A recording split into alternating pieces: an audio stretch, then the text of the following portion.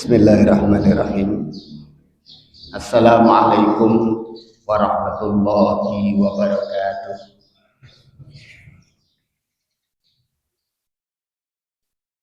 Alhamdulillah, wassalatu wassalamu ala rasulillah wa ala alihi wa sahbihi al-mutamassikina bil kitab wa sunnah wa ba'd. Usikum wa nafsi bitaqwallah faqad fazal muttaqun. Ittaqullaha haqqa tuqatih wa la tamutunna illa wa antum muslimun. Bapak Ibu hadirin wal hadirat rahimakumullah. Dalam rangka meningkatkan kualitas sholat kita untuk mendapatkan sholat yang lebih khusyuk, sebagaimana firman Allah Subhanahu wa taala, qad aflahal mu'minun alladzina hum fi sholatihim khashi'un.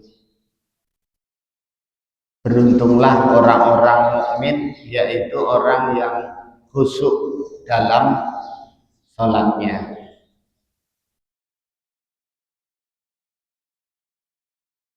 Jangan sampai sholat kita itu hanya hadirnya jasad bersama dengan jamaah yang lain, kita berada di shaf, imam takbir kita ikut takbir, imam rukuk kita ikut rukuk, imam sujud kita ikut sujud, imam salam kita ya salam langsung pelencing. Jadi hadirnya jasad tetapi mati dirasa. Perasaan kita tidak hadir, hati kita tidak hadir. Oleh karena itu yang pertama kali untuk kita bangun di dalam meningkatkan kualitas sholat kita adalah hadirnya hati, hudurul qalbi. Sebagaimana telah saya terangkan kemarin, setidaknya khusyuk atau hadirnya hati itu ketika takbiratul ihram. Jangan pas takbiratul ihram malah melayang pikirannya, ngelamun, tapi gerakannya takbir begitu. Coba kita ngaji rasa ya. Jadi merasakan di dalam hati kita sebanyak apa hudurul qalbi ketika sholat takbiratul ihram, di saat takbiratul ihram, dengan tidak hadirnya hati. Antara hati hadir ketika takbiratul ihram dengan hati tidak hadir. Apa ada orang itu melakukan gerakan mati rasa? Oh banyak ya. Jadi jasadnya berdiri di atas shaf menghadap kiblat dan takbir, tetapi hatinya kosong. Hati tidak hadir dalam takbir. Oleh karena itu Allah memperingatkan, wailul lil musallin alladzina hum an sholatihim sahun. Juga Allah ingatkan, wala takum minal ghafilin. Lalai itu ada, manusia lalai ya, kosong pikirannya, kosong hatinya, tetapi melakukan gerakan sholat. Sholat itu bukan mengosongkan pikiran. Kalau orang meditasi konon katanya mengosongkan pikiran. Kalau kita beribadah itu bukan meditasi, bukan mengosongkan pikiran. Justru mengisi hati kita dengan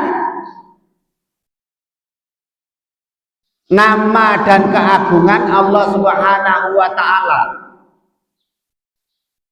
Oleh karena itu seluruh gerakan dalam sholat itu nanti tidak lepas dari menyebut asma Allah Subhanahu wa Ta'ala.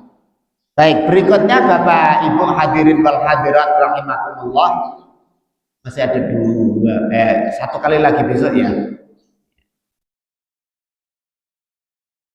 Agar sholat kita itu hidup, di samping hudurul qalbi, yang kedua adalah at-tafahum. Maknanya memahami yang diucapkan, paham yang diucapkan, yang dibaca. Gak ada cara lain selain ngaji.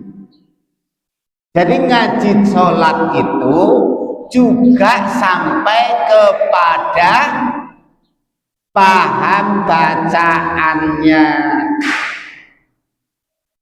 Ya pertama belum paham gak apa-apa, karena memang orang belajar itu ada level-levelnya, tahapannya. Kalau masih anak-anak ikut bahasa Jawanya apa? Anut grubyuk. Bahasa sini apa? Melu rubuh gedang. Sini namanya apa? Grubyuk kurang ngerti rembuk. Sebenarnya lah itu bocah, ya, anak-anak. Paham gerakan dulu, tidak apa-apa, ya. Oleh karena itu orang yang baru masuk Islam, ya, mu'alaf, itu cuma ikut gerakan saja mereka sudah merasakan luar biasa.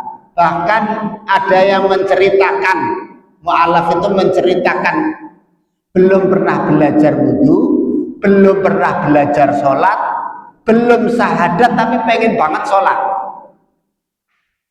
pengen sujud seperti orang Islam. Sehingga dia apa? Datang ke Masjid Istiqlal, ya. Berapa kali dia bilang ketemu orang, karena ini perempuan, ketemu, Bu, tolong ajari saya wudhu ya. Oh iya sebentar, tiba-tiba ditinggal klenyus, ya.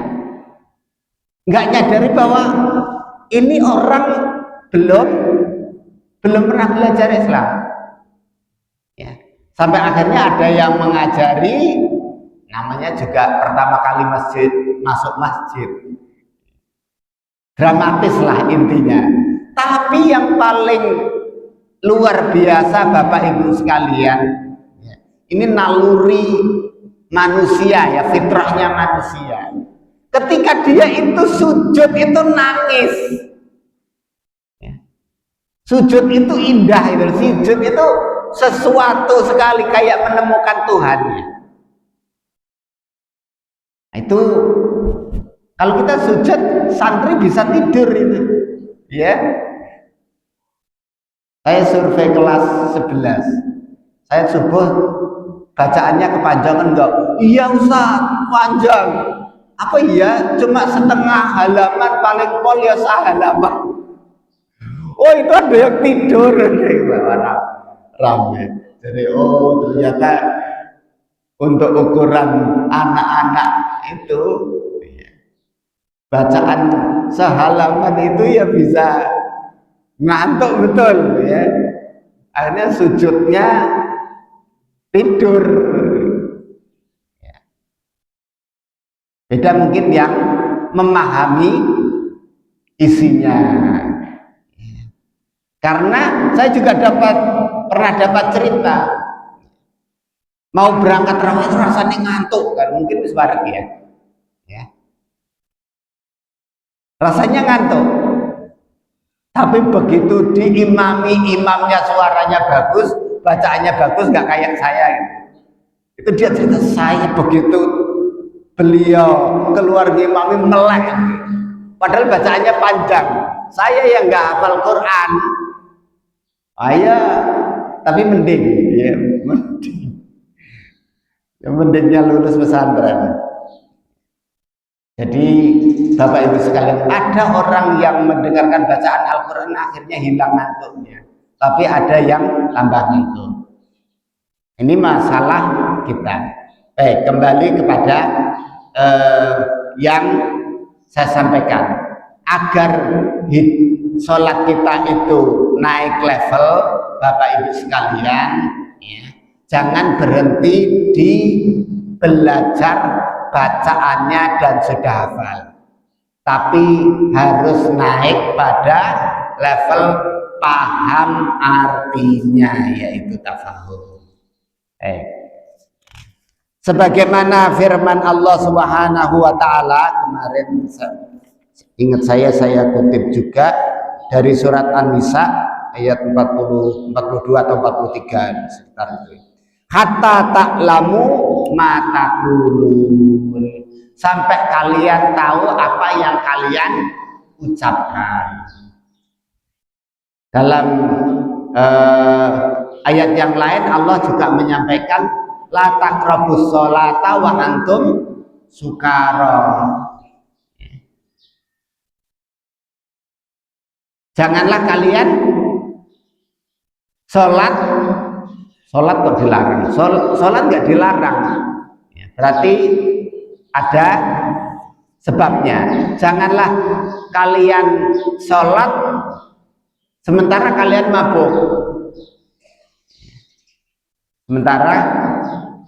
mabuk. Orang yang dalam kondisi mabuk tidak boleh sholat. Nah, di situ Allah mengatakan hatta ta'lamu ma taqulun, supaya kita itu paham apa yang kita ucapkan.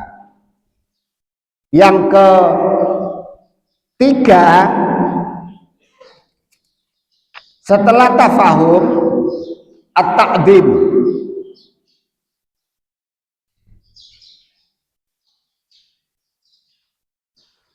Kalau orang itu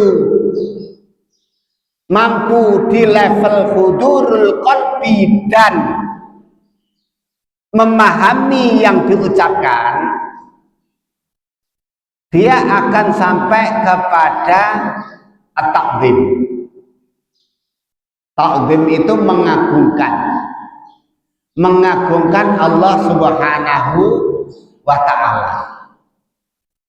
Bapak Ibu hadirin wal hadirat jamaah sekalian, ada level seseorang itu ibadahnya lebih baik, ya, sholatnya itu lebih berkualitas ketika dia sampai kepada pengertian ta'zim.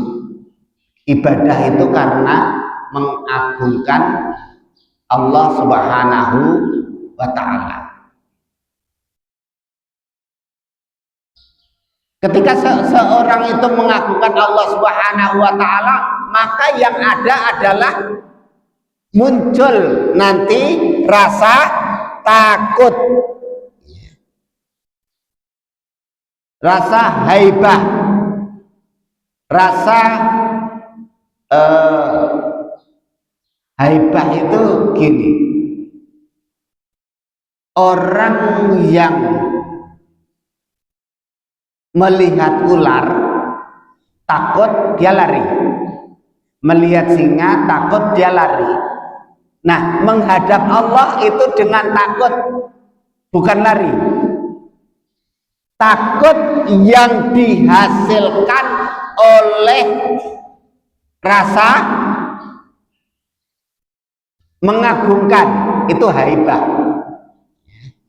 Jadi karena meyakini, memandang Allah itu maha kuasa, menghadap kepada zat yang maha kuasa, itu tidak sekedar kita seperti menghadap bupati atau jenderal atau presiden. Bagaimana rasanya kalau jenengan itu menghadap bupati atau menghadap presiden itu dengan sepenuh rasa hormat. Nah, sepenuh rasa hormat itulah yang melahirkan yang namanya haibah. Ya. Haibah kalau diserap ke dalam bahasa Indonesia kadang ya nggak nyambung dengan yang kita bahas. Haibah, hebat. Ya, bahasa Indonesia ini hebat. Maka saya pernah baca riwayat ulama mengimami baca wa yauma yaqumun nasu li rabbil alamin.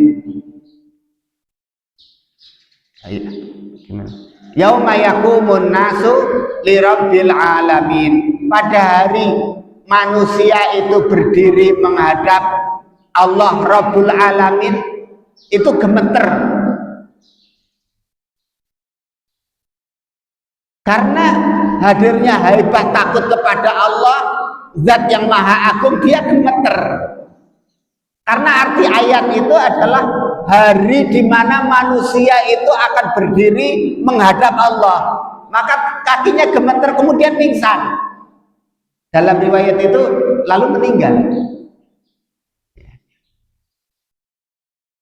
Gemeter karena mengagungkan Allah, menghadap zat Allah yang maha agung di hari yang luar biasa, itu membuat pingsan. Itu kan kalau kita mau mencapai sholat dengan kualitas seperti itu tentu butuh riyadhah yang panjang, ya. Latihan terus menerus, ya. Tapi prinsipnya adalah dari tauhidnya benar. Kemudian Bapak Ibu hadirin wal hadirat rahimakumullah, selanjutnya adalah hadirnya ar-roja, berharap kepada Allah Subhanahu wa ta'ala. Kita sholat itu ngapa sih? Tentu ada yang kita harapkan, ada sesuatu yang kita harapkan dari Allah Subhanahu wa ta'ala, yaitu rahmatnya. Dan terakhir adalah al-haya. Haya ini rasa atau malu, itu rasa yang muncul akibat karena kita itu menghadap kepada Allah, jadi rapantes banyaknya dosa yang kita lakukan, sehingga muncul itu rasa malu.